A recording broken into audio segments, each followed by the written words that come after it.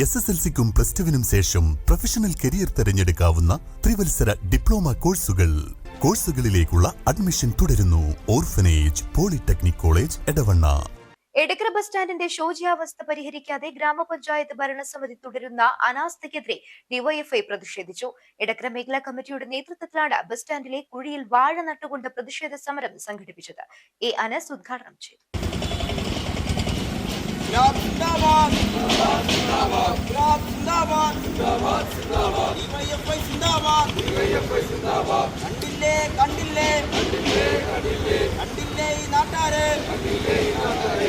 ഗ്രാമപഞ്ചായത്ത് ആകെ കുളമാണ്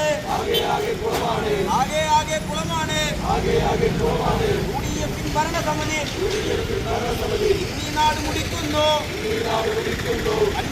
കണ്ടില്ലേ.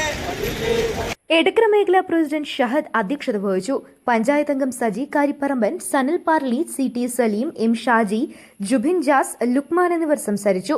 വാഹനയാത്രികരുടെ സുരക്ഷയെ അപകടത്തിലാക്കുന്ന വിധത്തിലുള്ള ബസ് സ്റ്റാൻഡിലെ കുഴികൾ അടിയന്തരമായി നികത്തി ഗതാഗത യോഗ്യമാക്കണമെന്ന് സമരക്കാർ ആവശ്യപ്പെട്ടു. News bureau, Edakkara. സ്വന്തം ഹൈസ്പീഡ് ഇന്റർനെറ്റ്, നമ്മുടെ സ്വന്തം ഇന്റർനെറ്റ്.